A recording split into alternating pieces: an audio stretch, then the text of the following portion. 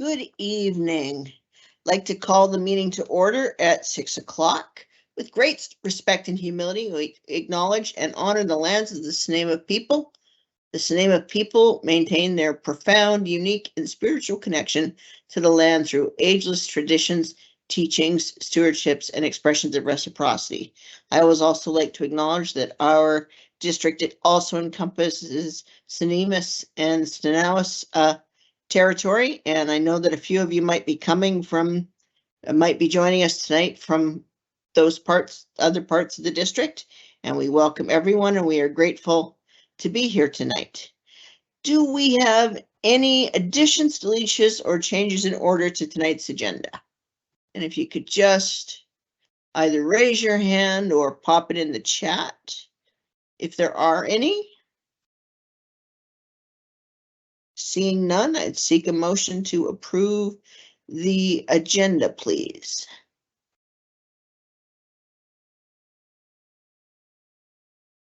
Moved by Craig.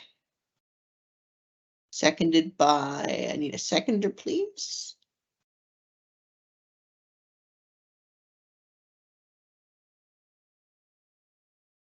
Somebody just wants to turn on their mic, that's fine too. Just turn on your mic and say second. Oh, got it. Thank you, Charlene. Seconded by Charlene. Are there any, I'm going to now call the question. Anyone opposed to approving the agenda as presented? Seeing none, the agenda is approved unanimously. Now I will seek a motion to approve the minutes of our meeting, the Business Committee meeting held December 7th, 2022.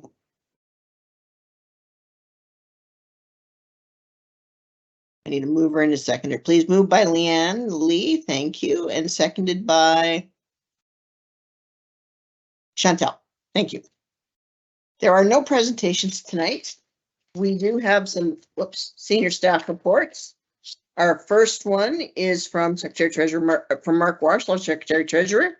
Introduction to Emergency Operations Committee and the Dover Bay recognition. Mark, I will hand it to you.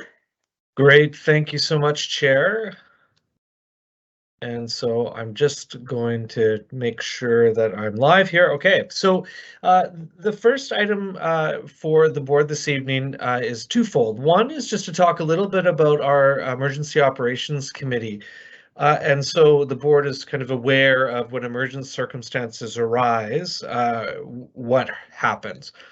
And so often we're talking facilities matters on a one-off basis, but frankly, the Emergency Operations Committee was meeting almost daily at times during COVID, as rules were changing, as we were getting schools ready to open or getting to go online, etc. And so the idea is that we have representation from various departments, from schools, as well as to come together to talk about how we're going to address a specific issue.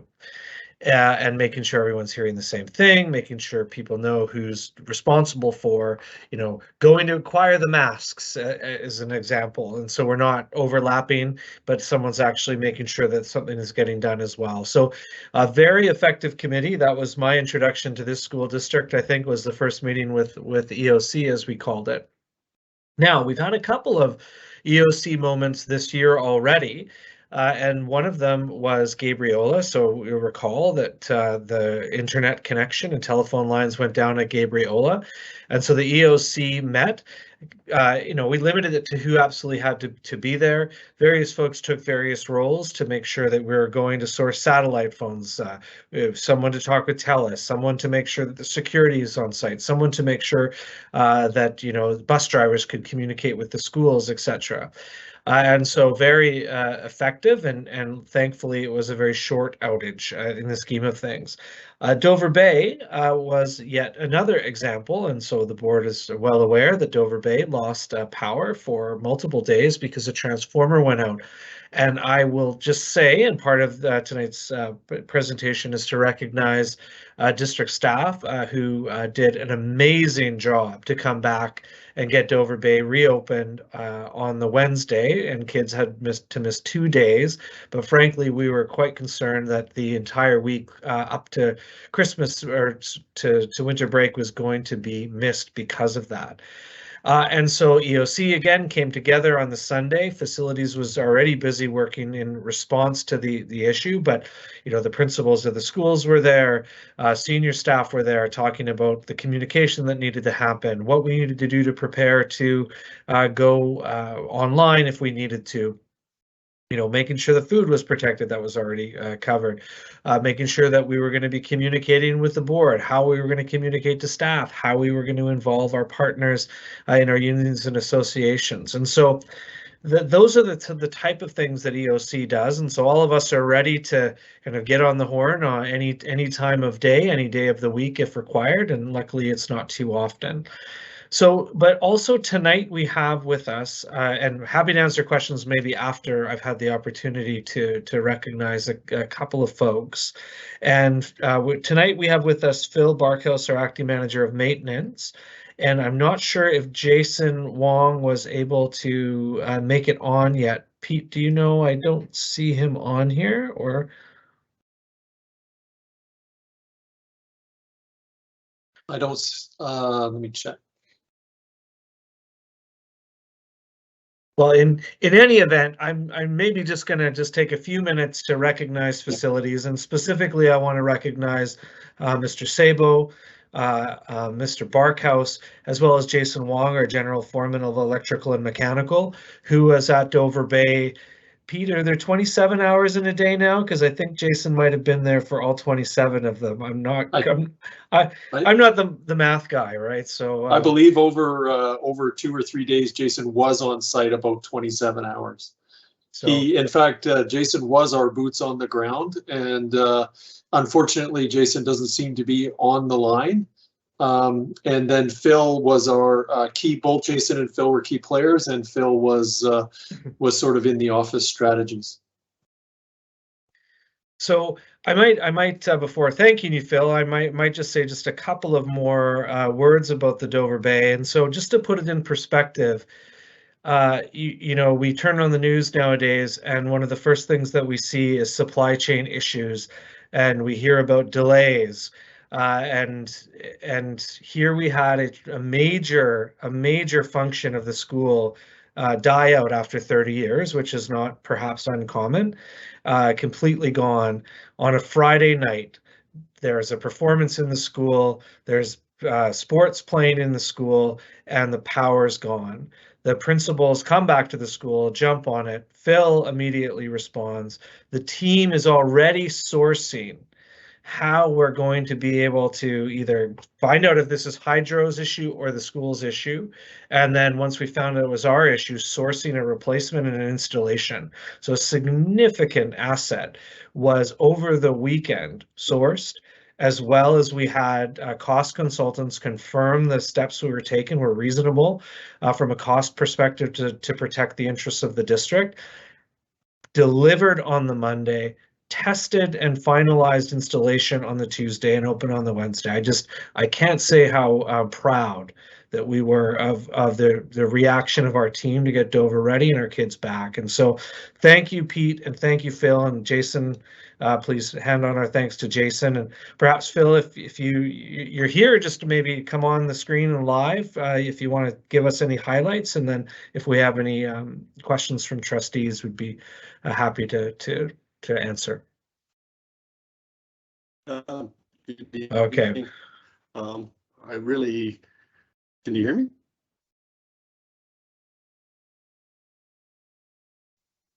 We can hear you, Phil, but we can't. Okay, good your video is frozen, but that's okay. You're clearly not at Dover Bay tonight. Well, thank you very much. I have to say that I'm very lucky to work within a very tight-knit group that I've now become a part of. People like Pete's guidance has been very tremendous for me and helps us do a very good job. So my thanks goes to Pete for for all the things that he helps me with. Without Pete, I wouldn't have been even here tonight. So that's the best thing I can say. I could answer any questions, or Pete could answer any questions if you like. If I might, thanks, Phil. If I might, I would add that at times of crisis like this for us, where we have to react very quickly, you end up sourcing the depth of the knowledge of the people you're working with. And we called on a number of consultants and companies that we've worked with in Nanaimo over the number of years.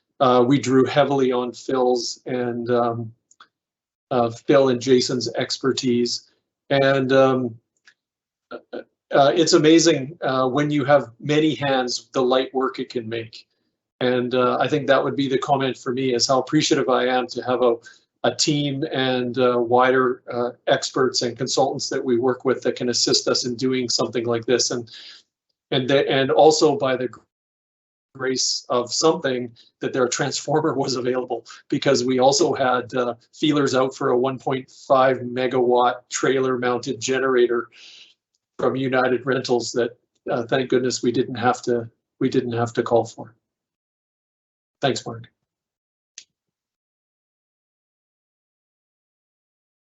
That's fantastic. So, Chair, we're happy to answer any questions on EOC or on Dover specifically, but again, it was mainly an introduction as well as expression of appreciation for the quick work that occurred. Absolutely. And I see Greg has a question and I have a comment, but I want to see if there's other questions first. Can I go ahead, Chair? Yep, please. Thank you. Yeah, no, I want to echo some of the comments that were made already, just to express my appreciation for the amazingly responsive work that staff and the consultants were able to do to, you know, troubleshoot the problem, find a transformer, and be able to, you know, deliver and install it in such a short time. And I guess leading to my question is not knowing a lot about transformers. I'm sure that, you know, if we have one at Dover Bay, we probably have them at other school sites as well.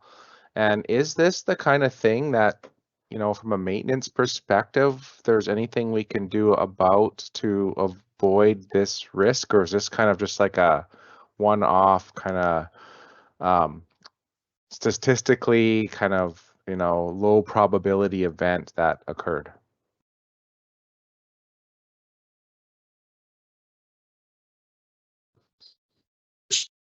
I can comment on that. There are two things we're immediately doing. One is we've hired an engineering firm, actually the one that helped us with the sourcing of the experts for the transformer. They're reviewing all of our transformers that we own, and they're reviewing the condition of those, and they're going to be recommending a maintenance plan for those. Also, we've asked them to look at all of the transformers and see if there are any that we can discuss with Hydro in seeing that we can. I think there's a fee, but having Hydro take over the transformers that we have, and so we've got those two projects ongoing right now. Thank you. Thank you. Do you have a follow-up, Greg? Nope. Thank you very much, and Okay. appreciate it again. Question from Tom. Hi, Pete and Phil. Thank you very much for being here tonight. And yeah, that was mind-boggling work. And the photos we got sent were pretty impressive. I was thinking of Chantal Morvay and the dangerous work that her husband does, and was thinking about your staff and trying to do that quickly and safely, and really impressive work. I guess my question is more from a board perspective, and it might link on to what Greg's talking about how many of these surprises we should be aware of or worried about. I noticed in our last statement of financial interest that the statement of operations seems to put the operations and maintenance on a bit of a diet.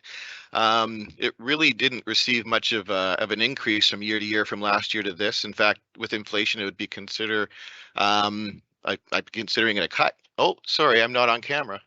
My mistake. So I guess I'm wondering, are we doing enough considering the age of our buildings and some of these major infrastructure problems from a budgetary end to make sure that we can do the work that needs to be done ahead of time, so we don't feed these? You know, I know some of them are going to be unavoidable, but can we do more to make sure that you've got the tools needed to make sure our buildings stay in good shape, especially considering the age of some of them? Thank you. And perhaps I can start the response and then turn it over to Pete for further. I think the answer is that there is definitely not enough funding available through the operating grant or the annual facilities grant to maintain our buildings in a way that can keep the facilities condition index from degrading. So the overall condition of our sites continues to degrade. Now, when we get seismic projects or when we get, upgrades or replacements, our FCI takes a nice boost upwards, which is positive. So Solaire and Pleasant Valley. Now, I'm not sure exactly the aspect of our financial statements, but we do, in addition to our operating fund, though, we do have our annual facilities grant. And so our annual facilities grant does assist us in tackling more of these projects, as well as allows us to be a little bit proactive. But generally, the answer is no. There's not sufficient funding to keep the FCI where it needs to be. But it's not just the operating that should be looked at. It's the annual facilities grant that should be looked at as well. So keep that one in mind. But perhaps Pete has some additional information. Yes, thanks through the chair. Certainly, the budgets that we have can be allocated in a way such that we can take care of regulations and most of the best practices required for facilities.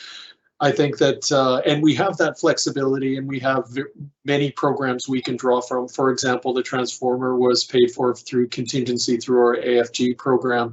So there is funding there for items such as this. I think that we do, as Mark said, the lowest priority items end up being the ones that we don't do, and then the facilities degrade. But there always is funding for health and safety, to meet regulations, and to meet most good practices, best practices. Thank you. You have a follow-up, Tom? Yeah, just a simple one to state that, the numbers that I was looking at had you guys less than 1% increase. And I was looking at instruction at 3.1 and administration up over 10.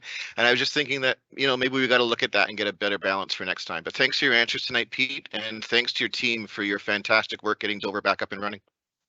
Yes. Thank you. Any other questions before I make a comment that I've been wanting to make? Well, I want to thank the team. I know what these things are like. I know how much it meant to the kids. Those extra few days of school, if we'd lost that whole week, would have been, it's hard on kids at the end. You're getting near the end of the term, coming into January with exams. So I really appreciate that. And I want to give a thumbs up to the education team, the admin team at the school, because it would have been easy to say, oh, we lost a couple performances, but sorry guys, the show's going to be shorter than planned. But they've done the work and they figured out how to reschedule those 2 missed nights. And I can tell you, having friends who were in theater, what that would mean to those kids. I know the hours, and Tom, I know you would too, the time and the hours that go into putting together a show like that. So I just really grateful and really give raise my hands to the admin team for figuring out a way to get the show finished, let it have its full run, even though it was in January the last two nights. But good work. So please pass that on. Yeah. Okay. Oops, I almost muted myself. All right. So seeing nothing more on this, I will move us on to H.2. Thank you again, Phil and Pete. Sean Johnson, 8.2, our Executive Director of HR, is going to give us an update on Administrative Procedure 4.2, bullying and harassment. I think we have a few questions about this one when you're ready, after you've addressed it, Sean. I anticipated that. Thank you, and through you, Chair. So we have a requirement under WorkSafe policy to conduct an annual review of our bullying and harassment policy. For us, that's AP 425.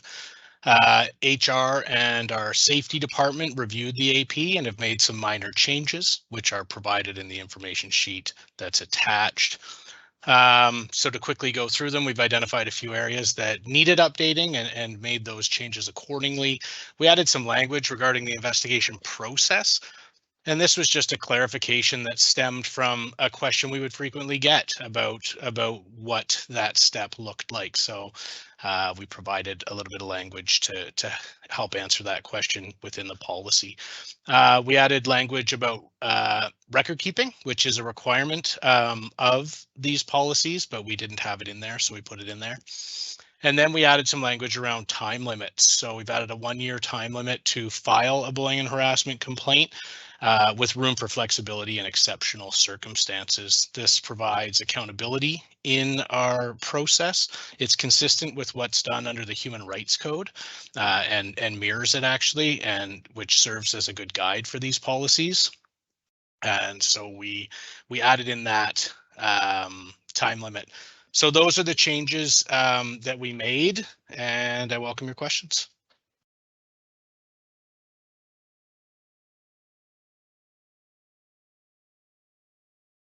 Any questions from trustees? Jeremy. Question from the NDTA. Thank you. So recognizing that collective agreements and APs are separate but parallel documents working in harmony, and the district's excellent ongoing commitment to justice, equity, diversity, and inclusion, the BCTF-BCPC recently negotiated changes to bullying and harassment language under the collective agreement that included the ability to request an investigator of Aboriginal ancestry or person of color. Question, I'm curious if there was consideration given to adding similar language to the AP itself. Sean? I don't have the notes from those meetings right in front of me, and I don't recall off the top of my head. One thing we try to do is to keep the policies as concise as possible, but it's a good idea, and certainly I'll add that to the list of something that we could add to the policy going forward if that language helped provide that clarity to somebody making a complaint. Obviously, from a process perspective, if a claim came forward, that would be a discussion that would be had. Much appreciated. Thank you. And Scott, did you want to add something to that? Yeah, if I could through you, and perhaps Sean might add to this, but we will be, Jeremy, embarking on an EDI review of our policies and APs, and if it's of interest to the union and to you, then maybe you can share your thoughts when we start doing that review. Yeah, and these are just some changes we could make initially, but I expect that we'll be making some more changes through that review. I don't know if you want to add anything to that, Sean, about when that's coming out, or we're. No, we'll be starting that work reasonably soon, and it is a collaborative exercise. I mean, Jeremy's comment's a very good one. When I take a second as you talk, Scott, to think about it, here's what happened. We reviewed this quite a while ago. I think it's a timing issue, probably before that agreement went through. And so it'll come onto our radar for the next annual review. But I think your comment shows the value of collaboratively working through these policies and bringing a lot of ideas and knowledge to the table and really getting them optimized, which is an exercise that is ongoing and changes over time with experience under how the policy works and getting that feedback and working with partners. So I really appreciate the comment. I've made a note of it for our list, and we'll certainly look at it at this year's annual review. That's wonderful. We appreciate the ability to be a collaborative partner in that. It's super important work and one of the highest priorities that what we do in the union. And if I could throw my 2 cents in here, I think we need to talk about the order of the acronym and change it to equity, diversity, justice, and inclusion. You've heard this before, so that we can be edgy rather than make other pop culture references and be on the leading edge of the great work that we're doing together. Thanks. I actually kind of like that. I hadn't thought of it. Thanks, Jeremy. Tom.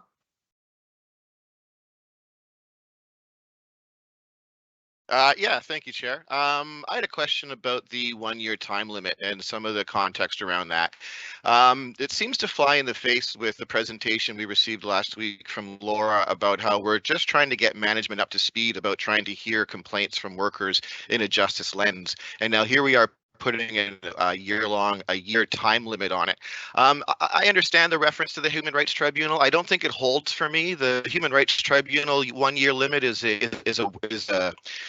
to prevent their 3 or 4 year time lag of getting out of hand. That's not our situation. I have a hard time believing that if a situation happened 370 days ago, we're no longer interested.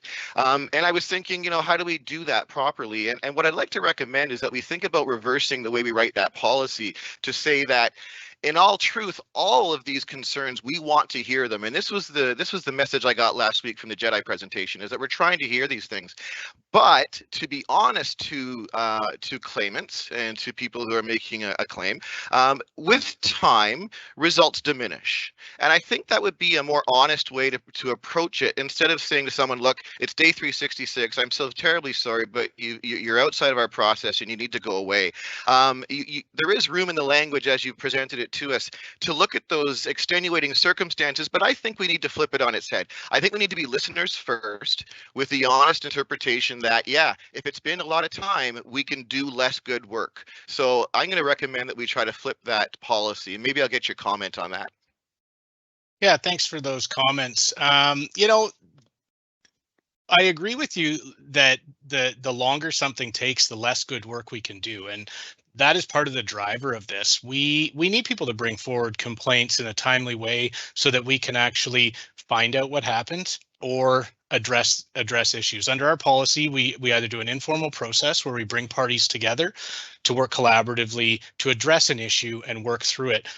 When something happens in the workplace and we bring parties together to address it, and it's happened, a month ago, a couple weeks ago, 3 months ago, you can get some good discussion going. When somebody brings something up and says, 3 years ago, you did this thing, the other person's just going to say, are you kidding me? And so you diminish that ability to bring people together under an informal process the longer it goes. So I think the 1 year is a good mark for that. If you go the formal process of investigation, the longer you go in these things, the more difficult it is to investigate them, to get evidence, to people's memories fade, people's records are harder to obtain, and that is what a formal process does. So, as someone who's done investigations, who's prepared litigation, and who's done hearings, that is one of the major challenges to fact finding through those processes is time. And so this time limit is intended to help in those ways. Listening, it doesn't mean that the employer doesn't listen to people. Somebody could bring forward something and say, 10 years ago something happened and I feel wronged.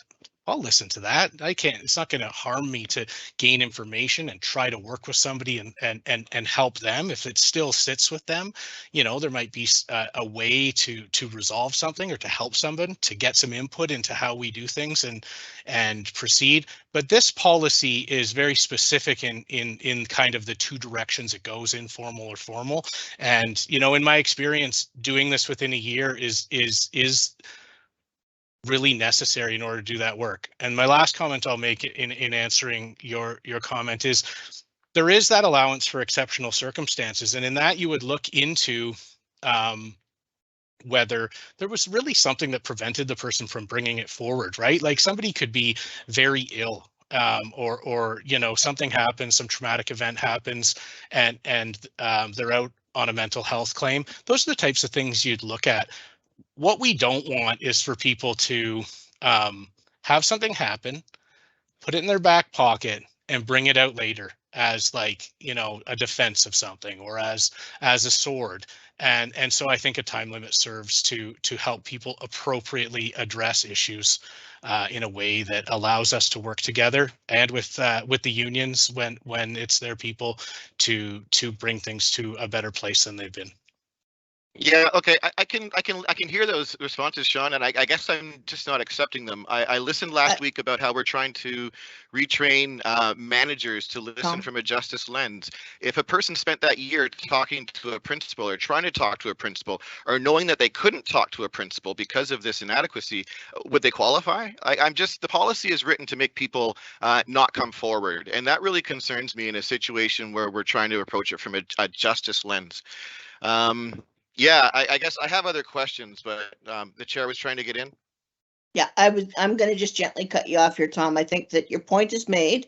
I see your point, and what I'm going to say to summarize is I think the responsibility is on us as a district to, and Scott and Sean, I believe you and I have had a conversation about this, and I think you called it safe disclosure, is working towards that and continuing to improve the culture and the environment so people feel like they can come forward. Because I mean, I can speak from my own experience on a practicum that I did here where something happened that I didn't have the confidence to bring forward because I was afraid it would, get me blackballed and, and so it's something we need to be aware of. I think Tom has brought up a valid concern, and I'm going to suggest we move on to a couple of other questions. And I trust, Sean, that you will take that under advisement, and maybe it's something we can discuss in closed where we can get a little more in depth and such. Certainly appreciate the feedback, and absolutely I'll work with it. Thank you. All right, on to Mark. Thank you, Madam Chair. Can everyone hear me? I'm losing my voice. Okay, super. Through you, Chair, to Sean, thank you for putting this together. I know it's a lot of work, and I know it's an annual thing. So my hat's off. I guess my question sort of echoes Trustee Rokeby in that I have some concerns about the 1 year period. My question would be, has it always been what was the time frame prior to the addition of the 1 year filing timeline? Yeah, thanks for that question, Mark. There wasn't a built-in timeline in our policy prior to putting this in there. What you do without a timeline in there is take it on a one-off and kind of do an analysis of whether it's fair to move forward with a claim, whether you can, given the evidence, and whether it's reasonable to, under these policies, complainants have rights, respondents have rights, and so you'd have to do that unique analysis each and every time a claim came forward after a lot of time. So what we wanted to do was just kind of put a line there. We would still do that analysis if something came forward after the year, but we want to steer people to the fact that bringing it for, if they have a complaint, bring it forward sooner than later is helpful to everybody. Thank you. Follow-up question, Madam Yes. Chair? Yeah, I guess the follow-up question is, I understand, well, Madam Chair, you mentioned that we could bring this up, maybe discuss this further and, excuse me, losing my voice, in a closed session to go, Yes. little bit. Oh, word. I apologize. I've got to speak in a really low baritone. I guess the follow-up question is, with regards to the exceptional circumstances, is that open-ended, or do we have a specific list of exceptional circumstances that we can draw from, or is it that's left to the discretion of administration? Well, it would be left to an investigators to do that analysis, and there is some process under the law for doing this. This is the Human Rights Tribunal does that, and I forgot to address this from Tom's comment, and I will. The Human Rights Tribunal's time limit isn't just to do with their backlog. That's not the purpose of that. It is for procedural fairness for parties, and almost all areas of the law, investigation and litigation, have some level of timelines. We have limitation periods on both civil and criminal law, and then some very serious offenses like murder and some serious sexual offenses have unlimited civil and criminal timelines. But it becomes a matter of procedural fairness, and so it would be hard to put together a closed list of issues that would lead to an exceptional circumstance. I give the example of somebody who, if somebody was off and could provide evidence that they were unable to medically to participate in the normal activities of daily living, it wouldn't be expected that they would be able to sit down and write a complaint out under our policy and get it in within a timeline. And so we'd want to accept that and look into what happened. All right. Thank you so much. Thanks. Okay. Yeah. Thank you, Mark. I'm gonna move on now to Chantel. Hi. Hello, can you hear me? Yep. Yep. Fabulous. Great. So it's actually just a point of clarification on page 32 of our agenda towards the top. It says step 2 formal process. And then it goes into if a complainant, and it says all that great stuff. And then it says the complainant may file a complaint with the superintendent or designate, or where the superintendent or designate is the alleged harasser with the executive director of Human Resources. If deemed appropriate, the superintendent or designate will appoint an independent investigator. But then on page 34, it states at the top, this form along with any documents supporting this complaint is to be submitted to the superintendent or designate. If the respondent is a superintendent of schools or designate, submit this form and supporting documents to either PCPC or a third party who shall be named by prior agreement of the district and the union. So which is it? Good question, and I'll clean it up. It's definitely not BCPC. It's the former, and I'll have that cleaned up. Okay, great. Okay. Tom, I see that you're on here for another question, and I'm gonna let you do that. I just want to check first if there's anyone who had anything else they wanted to ask. We always like to give everyone a first. Greg, comment before we go back to people who've already been on the list on a topic. Yeah. Yes, thank you, Chair. Perhaps more of a question through you to possibly the superintendent or to Sean.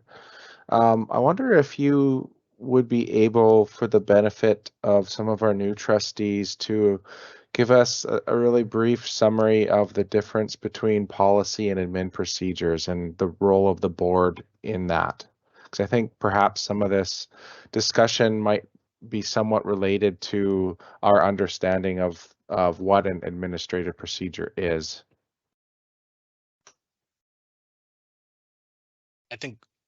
I suspect Mark Walsh is in the best position to enlighten us. Whoever would No, like to take my question. Mark came on, so we'll leave it to Mark. Thanks, Mark. Sure. So through you, Chair. So policies are passed by the board through very specific requirements in the board policy making policy that set out the general framework for a variety of issues, from the way that the board governs to the way that our expectations of Indigenous education, inclusion policy as an example, and then from those general statements of policy, the superintendent is tasked with, and through staff, through folks that report to him, to create administrative procedures that are in alignment with those policies. And so typically the way that the AP functions is that we don't, unless it's a very, very minor edit, we will always bring the APs through the board to be able to see them. And of course, if they don't align with board policy, then there's something that we would have to go back and review and change, etc. But they are within the superintendent's jurisdiction ultimately. And so one is how the district kind of in a way, in a philosophical fashion, in a sense, and then the actual way that they're going to play out on the ground is how they go. In our district, there was some work done I think well before almost everyone here's time, we had a very thick policy book and a very thin AP book. And so there's a lot of policies that were really administrative procedures in mind. And so there was a move to take a lot of them out of policy and put them into APs.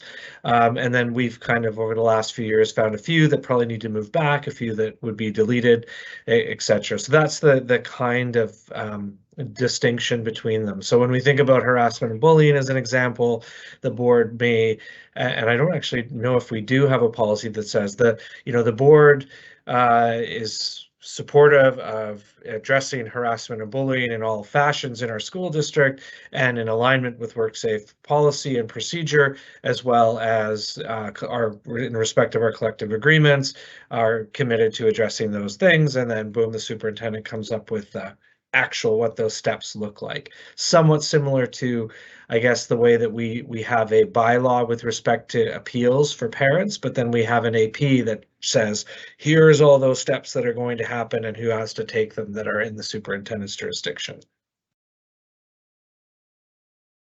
I may have a follow-up, Chair.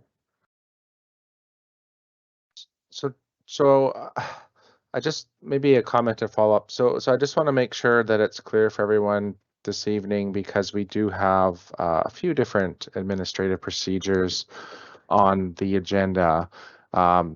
Is there a way through you, Chair, to staff that you could help us understand the type of feedback that you're looking for from the board? Sure. So perhaps I can start, Chair, or Superintendent, did you want to start? No, please go ahead.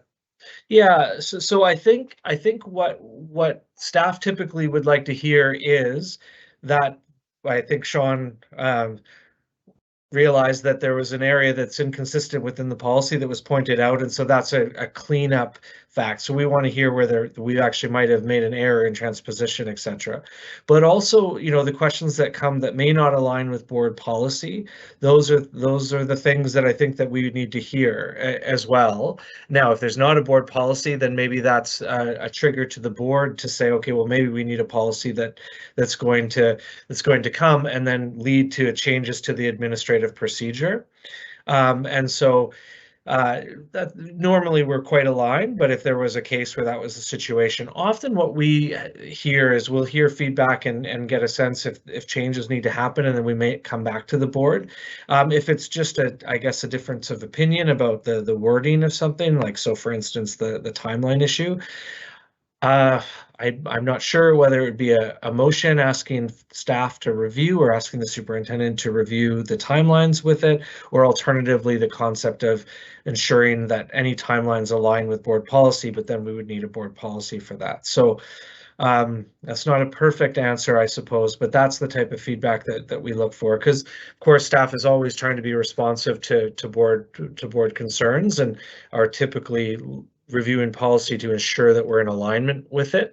A difference of opinion as to whether, a very specific aspect of a procedure, normally that we'd hear the concerns the next time we would review, we might take that into account, but I'm not sure necessarily the mechanism barring a motion that would kind of lead to a change immediately.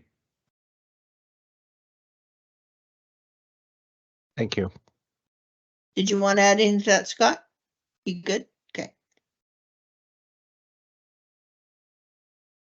Maybe just a little more through you, Chair, that this gives us an opportunity to share those changes with the public, with our partners, with QP and NDTA to provide any input. I think what's happened this evening is a pretty good example of what we're looking for in the feedback from trustees as well.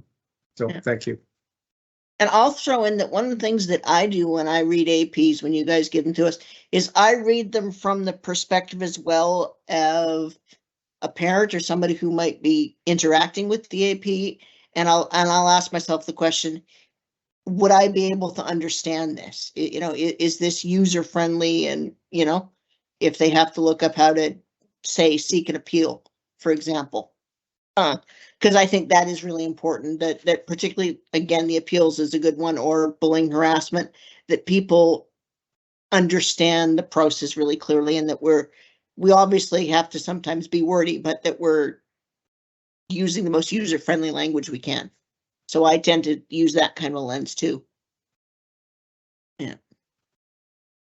All right, I'm going to move on. Charlene has a comment, and then barring nobody else, I will let Tom ask his last question. Thank you, Tanya. I just wanted to add on to Mark Walsh's comments. There was a couple of things that stood out to me just that I wanted to mention. I might be the only person that was at the table when they separated procedures and policies. That was a really long time ago. So there's at least one of us around that remembers this. But also just the question, the question that came up was, is there a policy related to this? And when the inclusion policy was originally envisioned and drafted with a great deal of feedback, it was envisioned as the umbrella policy of which all of these type of procedures would connect to. So there are many others that connect to this, but it's that inclusion policy. If there's something missing there that we'd like to be more explicit around harassment and bullying types of issues, that would be the board's opportunity to ensure our policy addresses that, which of course is on our work plan and being looked at by a consultant as well. So just wanted to share a little bit of that background with the current board, and hopefully that's helpful. Thank you, Chair. Thank you. And thank you, Charlene. I had wondered about that, about the inclusion policy. When I first started on the board, was when we did that work to take the race relations and SOGI and combine it. And yeah, and I actually am really looking forward to that consultant report, because I do think we can tighten up and expand and improve that policy to better capture these issues. Yeah. Now I'm going to go back to my speakers list. Seeing no other questions from people who haven't spoken yet, I'm going to go back to Tom, because Tom, you had a second question you want to ask? Yes, thank you, Chair, and the board's indulgence. I just wanted to point out there seems to be some text missing on page, what was it? I got to slip back to Adobe. Under malicious and vexatious claims on, I think it's page 33 of our document. Just going to check that for people. It skips the line. It says at the very top, complaints or reports of bullying, harassment, or serious matters, employees who are found to, and then a new sentence starts. This administrative procedure is backed up by, it seems like we missed the meat of the lineup there. So just to point that out. Appreciate it. Yeah. That's, I don't know what went wrong in maybe the conversion to the PDF, but I'll look at it. Oh, I hate computers too, Sean. Don't apologize. And then just to follow up on Trustee McKay's good comment there, Policy Committee is also looking at stuff in terms of proactive disclosure. So I think we're going to be seeing this conversation come and go a few times. And as long as we take the time to listen to each other and get it right, I think it's time well spent. Thank you.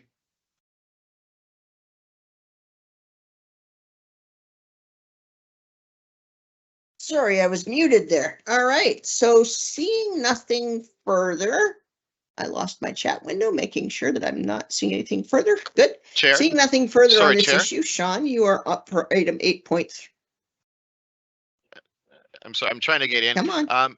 There was some, you mentioned going into close on this to get some conversation. Was that something We that can Trustee Robinson brought up? Yeah. If We there's can no motion certainly to do ask that, the I'd like to put chair- a motion to do that. Oh, okay.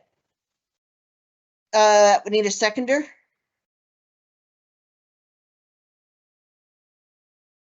I'll second that if it's going to be brief. Yep. Mark, do we need to do that as a motion, or can we just? I see you pop back on, so I'm wondering if you're thinking we don't really need a motion, we can just include it. So sorry, but the intention is to request that an item associated with bullying and harassment gets added to the closed session of the board agenda Yes. coming at the end of the month, or Yes. is the suggestion to move to a closed session of the board as we speak? No, to make sure that we revisit this topic at one of our next closed meetings. Yeah, and If so I may, sorry, just because I was bringing it up, I didn't know that was an option. I was asking for now, but I'd be happy to defer to the planned closed meeting if that's an easy way to do it. Thank you. Sorry, Tom, I thought that I didn't realize you didn't realize that. Yeah, that's No, the easiest way and to I do didn't know it. that was an option, so that's great. Yeah, that is an option. Sorry. That's As my the fault. sec- I wasn't clear. as a secondary, I'm okay with that. Okay, so do we need a motion then to do that, Mark, or can we just, because anybody can request an agenda item? Yeah, and so what I guess I'll say for the future, we're probably not going to request an agenda item to be put on a closed session in a public meeting. What would happen Correct. is the trustee, just for future, it's that Yes, trustee that was would my error. request that through to the chair, so it's on the agenda setting item, then it gets added at that time. But I think that everyone's seen what the conversation has held, and so would be sufficient. All right, thanks. Sure, if the chair could just please advise me on the proper way to do that, and I'd be happy to take care of that for the next meeting. Thank you. All right, thank you. All right, and I will let Trustee Keller as the board chair take care of that because it's a meeting that he would be chairing. And he's part of that agenda setting team. And I'm going to step forward to the next item, which is 8.3, the accessibility committee. Sean, that's you again. You and Carrie. Thank you, Chair. Welcome, Carrie. Through you, Chair. So this is just an update on the district's work on the requirements under the Accessible BC Act. So just to remind the board, or to let any new members who haven't been involved in this before know that this legislation requires the district to, among other things, form an accessibility committee. That committee provides advice or recommendations to the district on how to increase accessibility to our stakeholders. Carrie and I have started forming this committee, and we have a date for a meeting in the near future. We still need to add some committee members. We'll be reaching out to the unions this week to try to get an NDTA member, a CUPE member. We have we've struggled to fill some positions like a parent and a student, if possible, member on this committee.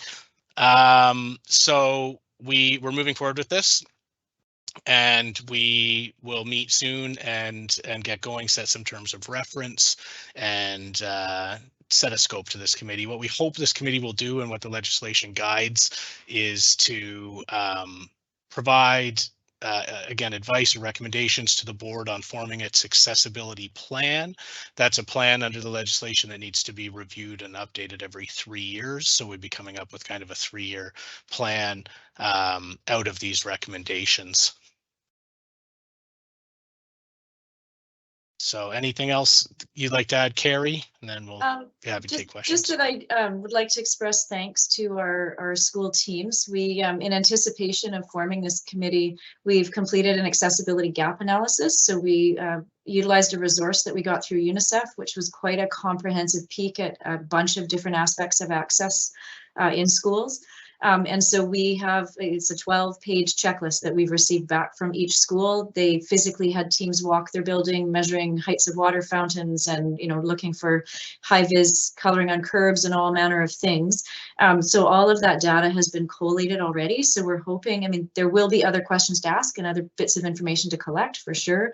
Hearing from some people who are impacted by access needs in our system is going to be a critical piece of this.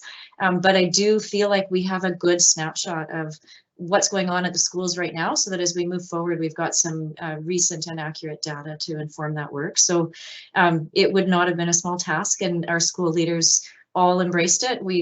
Sometimes when you ask people to send stuff back and they've got to do those kinds of checklists, there's a little bit of chasing involved. That didn't happen this time. People really are engaged and want to see this work done well. So I'm really just appreciative of the work that has happened so far to help this committee get up and running. Excellent. It's wonderful to hear that. All right, I see there's some questions from my fellow trustees. So I will start with Naomi, and then Chantel, and then Mark.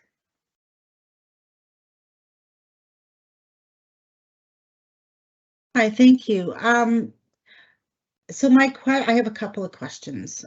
First one was, I was just wondering, I noticed Sean mentioned it too, that there was a few seats that on this committee that have been difficult to fill. First of all, I was really happy to see a student represented on that. I think that's really important. That kind of made my day when I was reading that.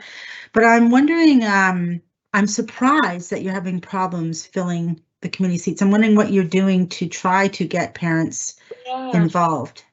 So it surprised me for a bit of a beat. And then when I thought about it, the families and students that we're trying to reach out to are people who have barriers to access.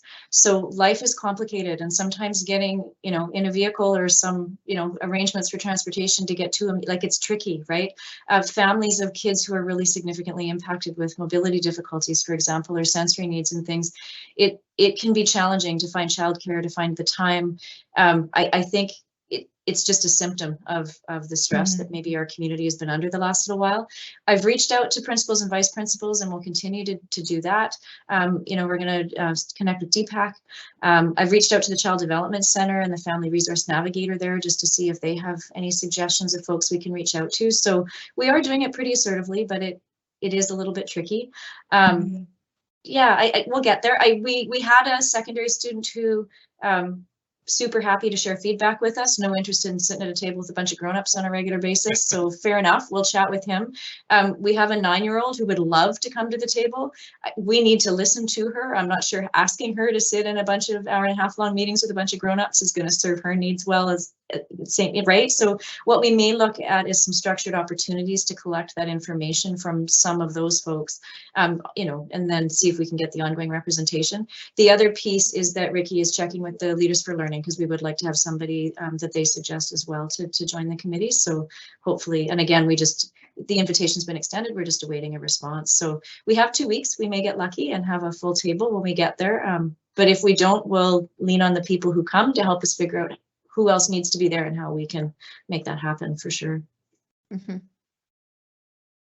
you have a follow-up, Naomi? Yeah, I do. A follow-up question and comment. Actually, it's more of a comment. It's twofold. Just to your last comment, a suggestion might be, and you might have already done this, but try to appeal to the student activists in the high school programs, like the Gay Straight Alliance, LGBTQ students that are that are social activists might be interested in something like that, or in student council might be an idea. I was just going to say I'm really excited about this committee, actually, because when I was campaigning, I did get had some correspondence with I believe it was a parent of one of our elementary schools with real concerns about access to a portable for their child who was in a wheelchair. And I was just out visiting Ladysmith Primary, and it's nice to see the new portables have the wheelchair access. Those are beautiful portables, by the way. But anyways, yeah, so this committee, I think, will probably end up doing some really good work. So it's nice to see. Thank you. Yeah. Thank you. And I'm going to only because normally I would not do this, but because it's connected to this topic, I think, again, what we would want to do is make sure that, like, I know for a fact that I'm a person who would have been a student with a disability. My mother would have wanted to be on this committee and would have been possibly reluctant to be on this committee, lest she say something that somebody might find offensive, or, that would make her work life difficult. So I think we need to really make sure, because I know that we have staff members who understand these issues from their own life experiences. Totally. We, again, have to make 100% sure that they know that they can come to that table and they can tell us their experiences, or their spouse can come to that table and tell us their true experiences, and it's not going to be used against them. Because, it's scary. Even for me as a trustee, admitting, hey, this really ain't working. Or, you don't want to be the nag that says, have we fixed that problem yet with getting me to the third floor? Or, and yeah, it's hard. It's a really good point. I think we have to be aware of that. Really good point, Tanya, and I really appreciate it. I'm going to take a stab at drafting some terms of reference to get us going with in our first meeting, and I'll incorporate that in ensuring that we're a safe space, that we maintain confidentiality, and that we endeavor to come up with advice and recommendations by consensus and deliver that as a committee and not put anybody in a spot to have to defend what they share or what they think from that committee. Thank you. Appreciate that. Chantel. Hi. As most people know, I'm big into this is my life. I'm a person who lives it every day, not just through my work, but also through my personal experiences as a person who lives with a disability and whose family members also have disabilities. So seeing what the province committed to has been really, really great to see because disability is really ever rarely talked about. And for me, this is not just operational, it's foundational to what we do here. It directly impacts our education, safety, and wellness of not just the students, but the staff, the school community that come to visit on our premises. And you know, it's everything. To me, it's the inclusion policy, like a good portion of it. And I'm really looking forward to updating the inclusion policy to include all of this wonderful work that's happening in this district. My hat's off to everybody for starting this work. I would love to be on the committee, as you know. I have so many ideas. So, you know, if you ever want some ideas, I can throw them out there to you. You know, I do hope that there is good self-advocate representation on these committees. And I guess my question sort of is more like, what are the requirements? Because I've put the ask out to the community, and people have come back and asked, like, what is required of them?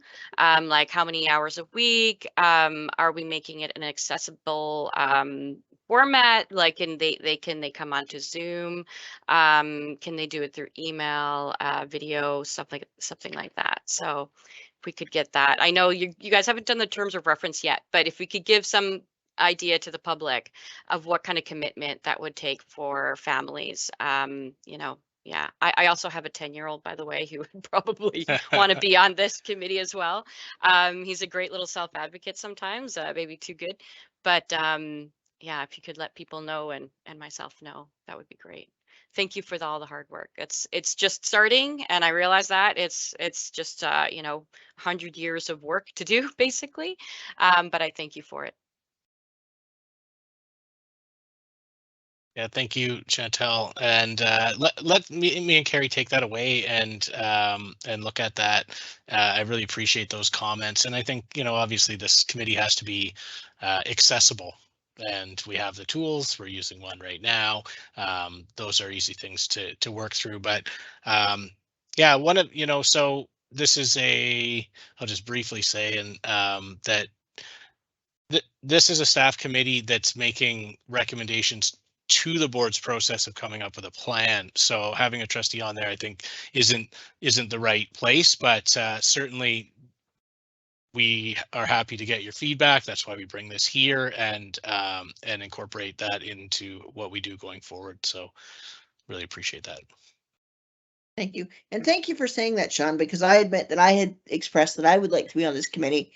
And when you put it like that the committee will be coming and bringing recommendations forward to the board, I have a better understanding of why it's not really appropriate. Yeah. Thank you. Mark has a question. Oh, thank you, Tanya, Madam Chair. I don't think there's any shortage of trustees here that would line up at the bit to be on this committee if given the opportunity. Thank you so much, Sean and Carrie, for all the good work that you've done so far to get us assembled. I guess my question is, you know, like a lot of us trustees have a background in accessibility through living it, for professional. Myself, I work as a community support worker. It's near and dear to my heart, and I'm sure that each and every trustee has it in their heart. I guess, is there an opportunity for trustees to participate, or is this just staff and students alone? I'm just wanting the terms of reference, because more the merrier, in my opinion, and you know, a lot of us would love to bring forward some of the, you know, qualities that we could share. Thanks. Yeah, thanks for that, Mark. And because this committee is recommending to the board, you know, to the district's process of forming a plan, I don't think it's appropriate to have a trustee on it. You want to receive that information. Carrie and I are going to chair and coordinate this, but what we want to hear from is the community, the people in schools, the people dealing with this themselves and on a daily basis. That we have a trustee group that understands this well is going to really help this process when we take what we've gathered and the advice and recommendations there and keep moving this work forward. I mean, like Jedi, this is work we're going to do, you know, for the rest of our careers. So I think that this piece of it is to reach out, get that information together, do that advisory bit, and then we keep going. Sure. Thank you, Sean. Thank you, Carrie. Thank you so much. Thank you. Thank you, Sean, Carrie. I don't see any other questions or comments. Gonna give it another few seconds just in case people are waiting. Okay. All right, I'm going to move on to 8.4. Mark Walsh, update to admin procedure 506, acquisition and use of learning studios. That's a mouthful. Thank you, Chair. Yes, it is, but it is intended to save a little bit of space and paper over time. So the first item the AP to bring this evening is on learning studios, modular classrooms, and portables. Now, what is the difference? Probably it's the condition and who built them is what I would say with respect to that. So when we look through our AP lists, what we see is usually, well, not usually, sometimes there's a kind of reaction to an issue that's been raised at some point. And so that you can see that probably all of these were policies at some point got flipped into APs and probably weren't reviewed in much depth at the time that they moved into APs. And so the first thing to do is the reason to collapse 3 into 1 is because when you look what exists currently, we have use of portables, location of portables, and allocation of portables. And so really we're talking about portables. And so we figure one AP would be make more sense to kind of look at in the first place. And so, and as you read through them, you know, the allocation and the use, you can see that there was probably some issues that we wanted to be clear about those issues. There's not a ton of change. I'm going to ask Pete to talk about that in a moment. The biggest change, though, and one of the things I think we've talked about as we've redone APs is what we're very concerned about is APs that do not reflect our actual practice. And AP, with respect to the placement of portable structures, actually was not being done. Well, it was being done to the best of our ability, but in reality, in some ways, it's really impossible to do exactly what it's saying. So, for instance, it says the previous 505 stated the property department, which doesn't exist, shall develop a plan showing the prime location and alternatives to best serve district and school needs. So that's portables. And so that's, you know, in a way that's really proactive. And I think the property department, when it exists, probably had the ability to make a plan for each school, and it's in the books and you can go back to it at some point, which is really in our kind of modern age with limited resources is not something necessarily we would be able to proactively do all the time. And then the principal shall arrange a meeting with potentially affected neighbors to provide consultation on the selection of the location for portable structures. Wherever possible, such meeting shall take place at least 6 weeks prior to the placing of the portable classroom on site. So the two things there are, we are so limited now in the way that building permits work, in the way that our timing for actually putting in a portable would work to actually be able to do that. And so what I mean is, and Pete, you might be able to talk about the old days when you could just move the portable. You'd think, great, that's what they're there, that's the name, you can move them. Well, what we are doing right now, and it's January the 11th, we are actually looking at a drop dead date of probably February, maybe March, to get the building permit and to ensure that a portable would be in place by September. So the timelines don't fit. And then the other thing is our limitations due to building permits, etc. The last thing we want is an administrative procedure that promises some kind of consultation process that in many ways really may be a formality. So you have limited places where you can put the portable. Of course, we want to be respectful of the neighbors, and if there's an obvious issue, we would be speaking with them. But that kind of consultation is kind of not that realistic in the new structure of planning, of delivering for September that we're looking at. So we wanted to be very more clear with that. And the language, you can see it says facility staff to determine if any potential conflicts exist with any of the neighboring properties. Staff may advise the neighboring property owner occupant of the works if deemed appropriate. Whenever possible, such notification meetings shall take place 6 weeks prior to the placing of the portable site on the site. Even that, though, again, 6 weeks is far after the building permit is done. I know our facilities department will attempt to be much more upfront, and certainly has done so where we have long-term plans. So think about the learning studios that we're installing for childcare as an example. We know where we've got a year, we got 2 years in some cases before they're going to build, so we can take the time to do that. But you know, we've got in one elementary school that we think might need a portable for September. We have collective agreement requirements to make best efforts to keep class size and composition according to the collective agreement, and if we don't make that call by February, it's really there's really no time to do it after that. So that's the purpose of the change. I don't know if Pete, you want to add anything further before questions, but it's really for brevity, clarity, and transparency is the purpose of the change. Thank you. And through the chair, just a couple of comments. Yes, we definitely want to reflect current practice. We also want to look into the future for, say, the next 5 years to make sure that, you know, it's going to suit our needs as we foresee it. I think we want the AP to speak to the key issues and not be overly long and speak to too many minor issues. Key issues are respect to allocation and approval of portables, placement, use, and what do we do with the surplus portable. We also have a section in there for keeping an inventory for the purposes of allocation and future space use. We also have a section in there for future planning. So where we're going to make sure that we have plans on hand for the next portable or the next group of portables. And that we're doing those plans in the background in preparation for possible portables. And I think those are the key, those would be the key main items for this AP. Thank you.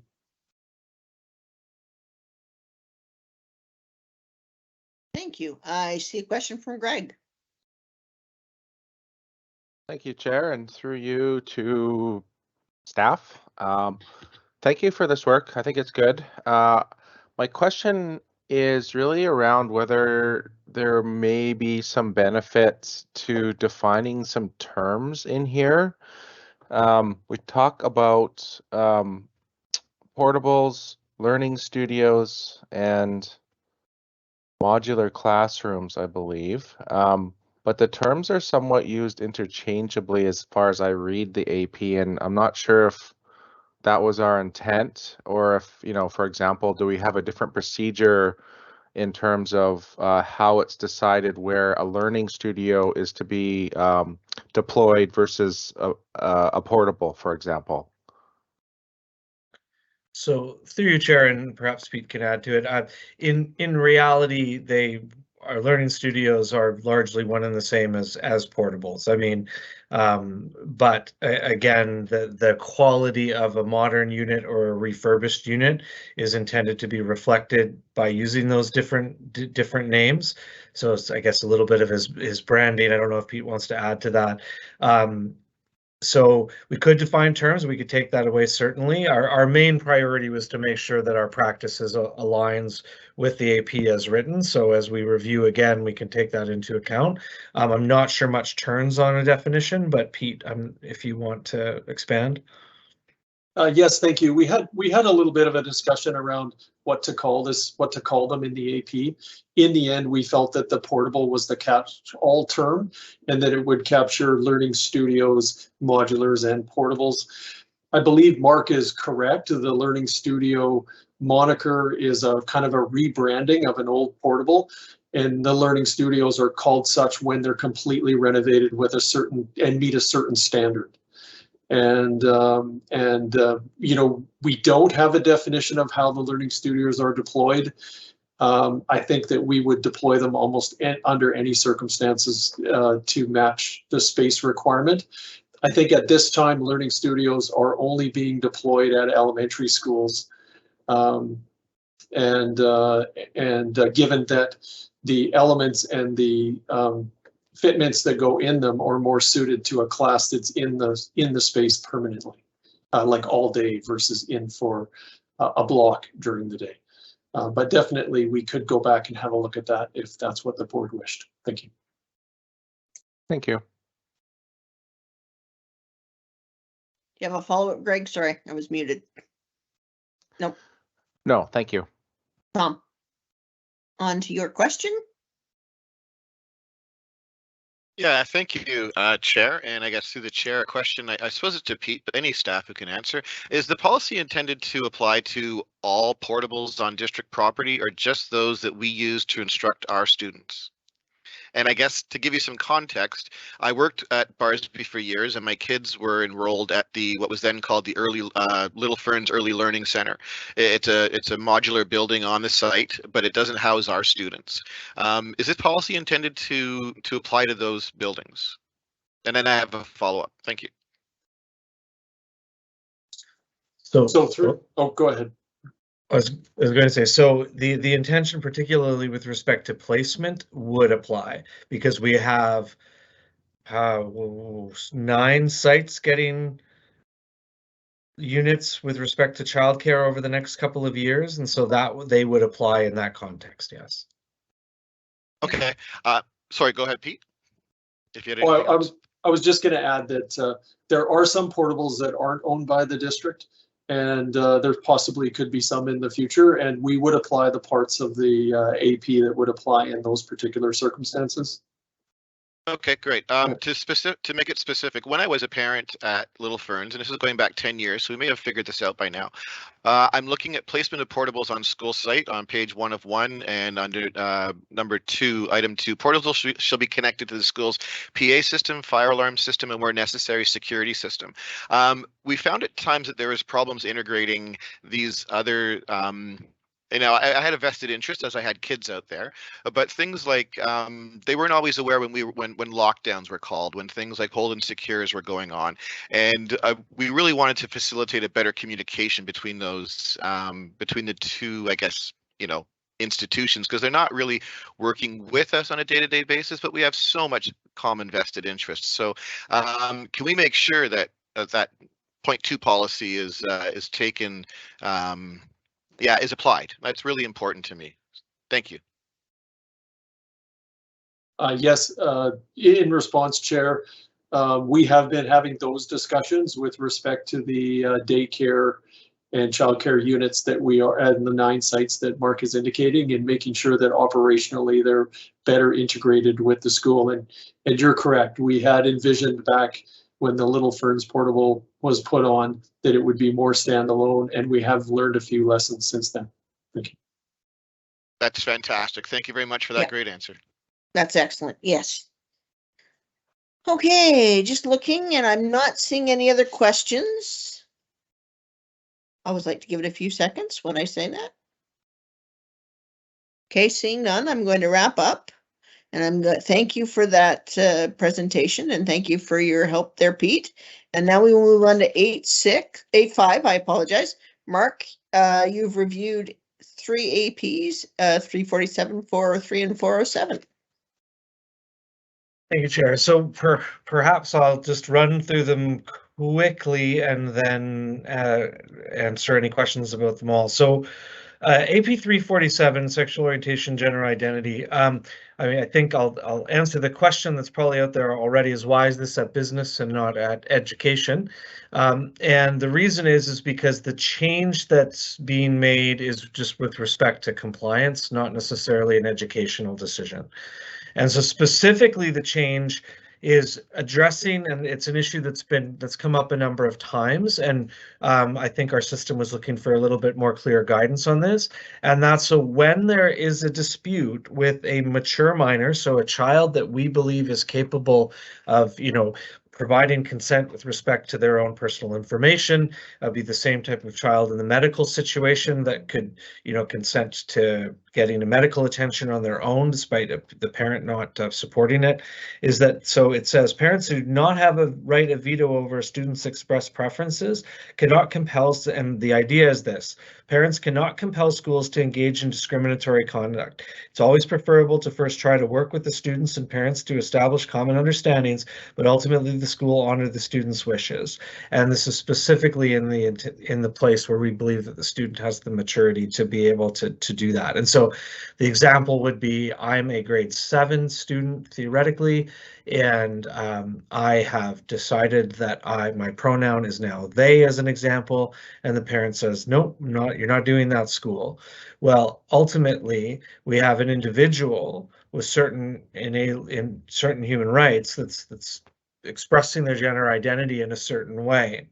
And so if the parent is telling us in that circumstance, and we're talking about an individual with the capability of making that call, that the medical system at least would recognize that, that what won't occur is the district being compelled to misgender, or as an example, because essentially what would be happening there is that we're being compelled to essentially breach our own human rights in the case. Now, to be clear, none of these are easy, and I think the parents are always wanting to be involved, is it recognized, but that's just a change that we've put in there to recognize our obligations as well as to provide a bit of clarity. To be clear, we haven't done a full review of the AP for all kinds of updates. We just wanted to make sure that one was up to date, so there is some instruction to the system. Second one is AP 403, Administration New Schools. It's completely out of alignment with what we do when we're assigning principals and vice principals. And so rather than try to create a standalone AP for a very limited circumstance, we believe that the AP is unnecessary. So let's take the example. Next, in 20, whatever the year is, the board is going to open Rutherford.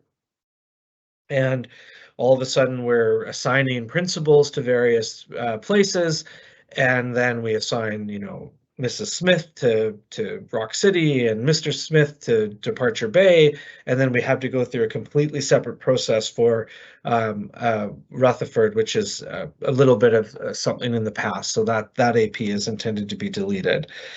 And then finally, coaching students for fees.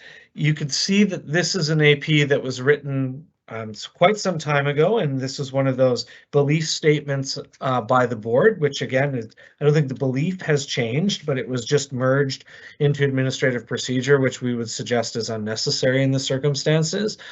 Teachers do have an ethical obligation under the BCTF Code of Ethics and arguably the TRB standards as well, that they wouldn't be doing that. And so we thought we would, to clean up, we would remove AP 407. It wouldn't prevent, a human resource document book from saying you're not allowed to charge your kids tutoring fees, but that would already be a breach of their own code of ethics with the BCTF. So those are the one change and 2 deletions, and happy to answer any questions. I see a comment from Chantel. Yeah, just want to say real quick for the addition to AP 347, I really appreciate that addition to that. Humans have a right to self-determination, and I really appreciate us as a district acknowledging that mature minors do have that right. Thank you very much. Agreed. Any other questions or comments?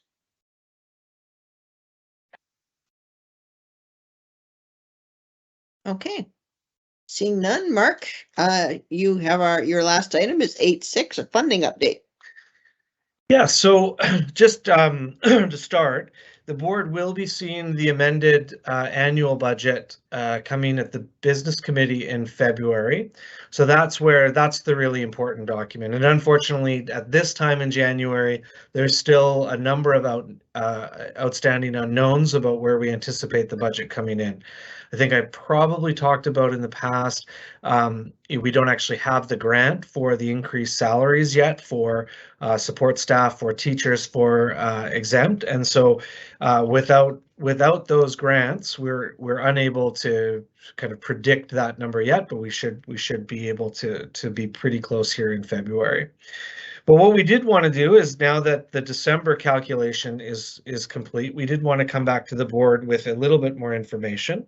And so at the end of September, we do bring to the board our enrollment, our September 29th enrollment report, and we did again this year. Following that report, we did a little bit more due diligence, and unfortunately, we did lose some FTE following September the 30 report.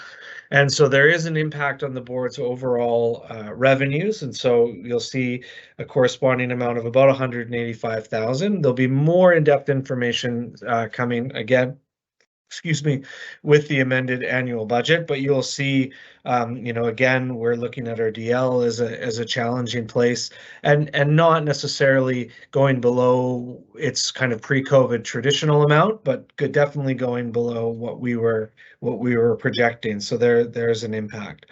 And so we've outlined in the memo exactly what we're looking at, and then the impact on the following page, which page 59 of 64. So ultimately, the narrative is quite similar. We did come in a bit below projection on our regular program enrollment and came above projection on our special need or unique student supplements to somewhat balance it out, and we'll have a little bit more revenue to talk about here in February, associated with interest revenue as well as international revenues, which will also help balance the challenge that we had with our enrollment forecast. So I will say, unfortunately, there's no surprises here in December from our final grants from the government. And by unfortunately, I mean that there is no inflationary amount. We were somewhat hopeful that we might see, in addition to the base grant per student, we did not. As noted, we will see funding for increased salaries associated with various agreements. Now, I know that we've got the funding tables are in the agenda, and my printed copy didn't come out well, but Karen tells me that the one that's posted did come out well. And the thing I'm going to point out again is that, again, there's not a wide difference in what we anticipated from an operating grant perspective, but I want to remind the board of the huge inequity that this district faces with respect to pay equity. And so this is something that I'm going to talk to you about every single time we put this funding in there. So what happened was, in the early 90s, this school district was progressive. It bargained with our CUPE partners and brought what we'd say female-dominated positions up to equal or similar pay to male-dominated positions to achieve pay equity quite early compared to many school districts around the province. What happened is, in the late 90s, the government said, we're going to fund pay equity for school districts because it's important, because pay equity is important. But school districts that did it on their own without government funding, they used their own local dollars to do it, got punished. So what happened is, in our case, we weren't going to get anything. I think a small complaint, or not small, there was a complaint arisen. We got a very small amount, $140 odd thousand, or very small, compared to our neighbors to the north, which are 1/4 of our size or a little bit more than that. And they're looking at, you know, a multiple $1 million or $1.5 million a year. Other districts, Vancouver, Victoria, get not humongous. They get very large pay equity supplements.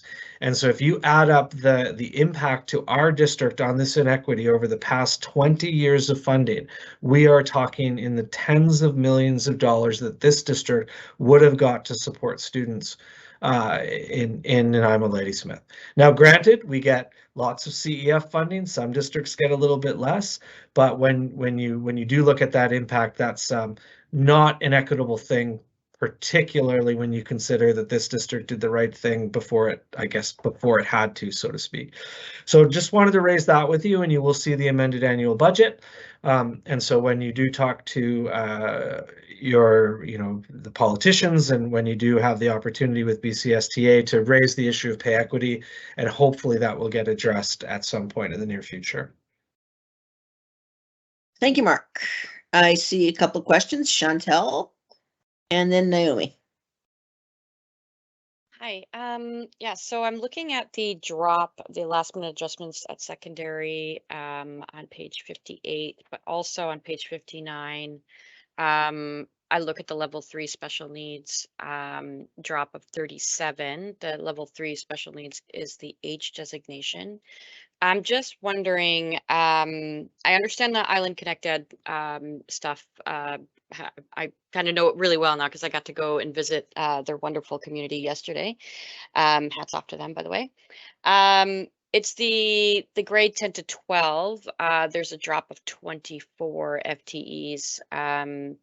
Do we know what happened to these students? Like, did they lose the designation? Did they go out of district? Do we kind of have an idea? Because I feel like that's a lot of kids that are no longer in that category. Sure. So maybe I'll just talk in general terms, particularly about at least ICE to start. And so some of this is just us budgeting a number that was not COVID, but not COVID. And so it was higher than the pre-COVID times. And then all of a sudden we've come in significantly below COVID, but in line with pre-COVID times. And so we just over budgeted what we anticipated the student population of ICE to be. And so that kind of explains that. And so, you know, next year you'll see a smaller number budgeted to reflect more reality. There is a bit of concern that we did come in even under our elementary numbers, both in bricks and mortar and in ICE. And we're still trying to figure out with our consultants where those kids are, because in-migration is still occurring.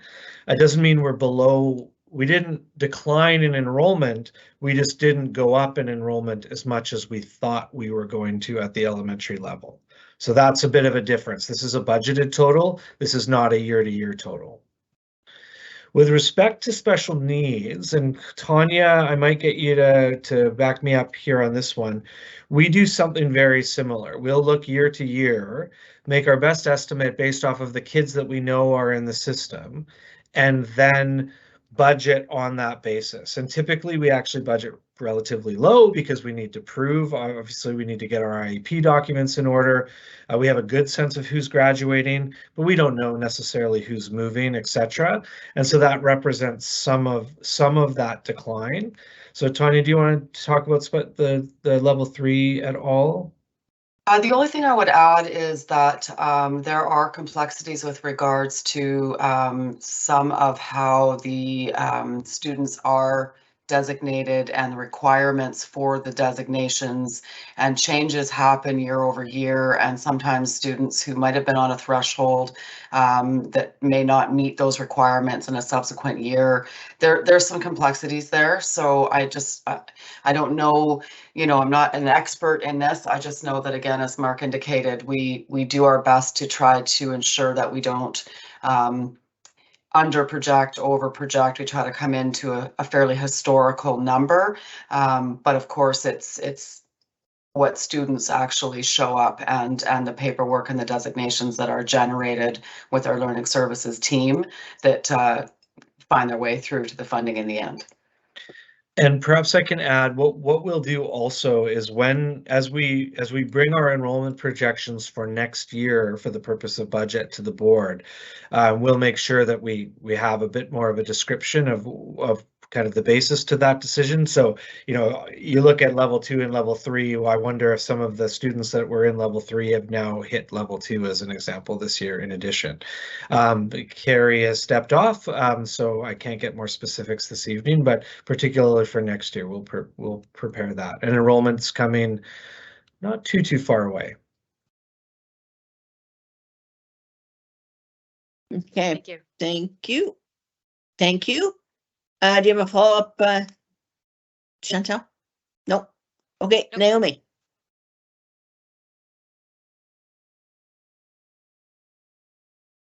Yeah, so page 58, last paragraph, I was just a little alarmed. I had a bit of a trigger.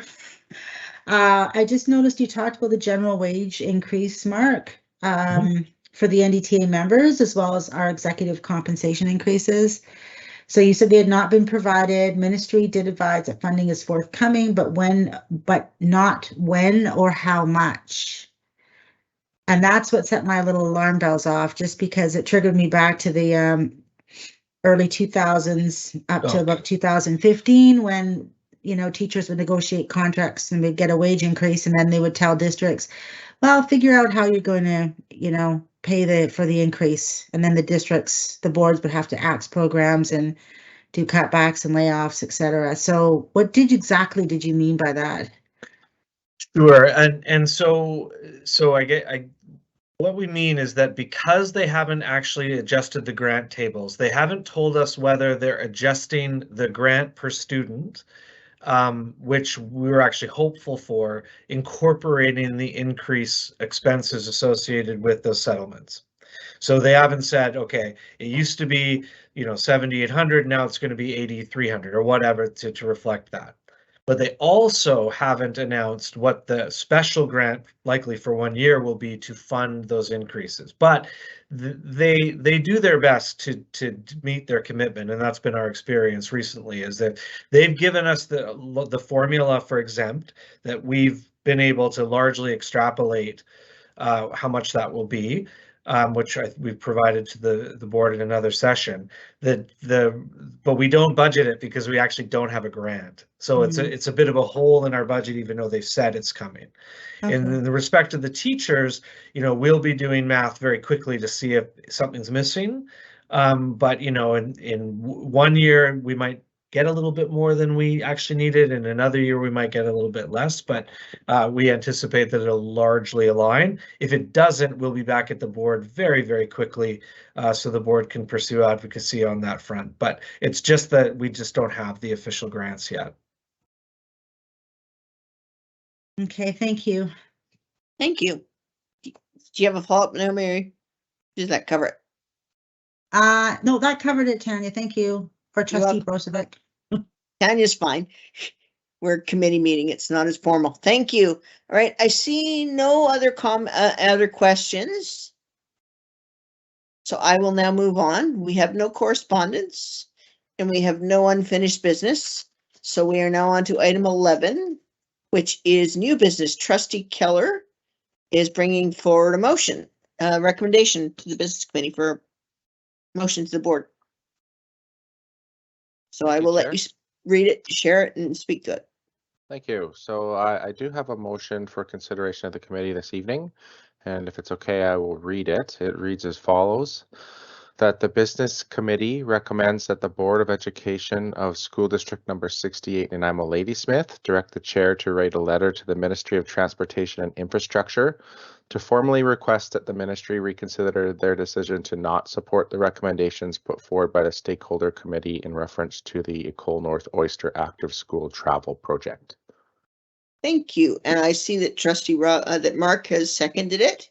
So would you like to motivate? Yes, please. So as the committee is aware, we received a report at our last business committee meeting from staff about the Ecole North Oyster Active School Travel Project. And it's a project that, as I understand it, is working towards addressing some issues at Ecole North Oyster that school has been experiencing both on and off the property. And the issues that they were trying to address included poor accommodation of on-school site for daily transportation demands, some parking concerns, vehicle speeds in school zones, ineffective signage, unsafe crossing, insufficient lighting, so on and so forth. So there's a number of concerns, and in 2019, a plan was put together, including involvement of a stakeholder committee, which included district staff, Ministry of Transportation and Infrastructure, ICBC, district facilities. Hopefully I'm not missing anybody. And I want to acknowledge that some of the recommendations have already been implemented, and I specifically want to acknowledge the good work that the committee has done in improving student safety. And I also want to state that I very much appreciate that the Ministry of Transportation and Infrastructure has installed pedestrian indicating crosswalk connecting North Oyster Community Center to the parking lot, as I understand it, which I'm hopeful will improve improve student safety. I also think that this is a good example of how we're able to work together with other agencies to address this issue. So it's been a really good project. The one thing, however, is that there still remains some recommendations. I believe there's about 4 that were identified in the staff report that were not supported by the Ministry of Transportation and Infrastructure. And I believe there's some value in respectfully requesting that the ministry reconsider these recommendations that were not supported at the time. And, you know, the recommendations that have not been implemented appear, at least at their surface, to be relatively low cost. And I do think it's a good opportunity to explore how we might be able to think outside the box towards maybe, you know, thinking outside the box and to address active transportation and active school travel in rural areas especially, and continue to work collaboratively with the ministry to address student safety to encourage more students to walk or ride to school. So I do recognize, however, that, you know, there could be traffic engineering rationale for why the recommendations were not supported. So I would understand that. However, I do believe that the motion does work towards a broader goal in terms of addressing active travel, potentially for all of our school sites in rural areas, and building the strongest possible relationships that we can with the ministry who is responsible for public roads in rural areas. So that being said, I hope you'll support me in writing a letter to the ministry to ask for reconsideration. So thank you, Chair. I'll pass it back to you. Thank you. Is there any further discussion, on this motion? Here. I agree with you, Tom. I will say that as the rep for North Oyster last year, I am very familiar with what they went through, and I know how disheartened they were when we received the notice that they were not going to, the ministry was not going to support those recommendations. And my recollection was some of it was a little bit of just bureaucratic red tape and rules. And I think that there are times when you need to gently suggest to bureaucracies that sometimes they need to revisit their rules and maybe find exceptions. And I think, or revisit whether their rules still work. And I think this is one of those times. So I would hope that we can get behind this recommendation to the board. Seeing no discussion, is there anyone opposed to the motion?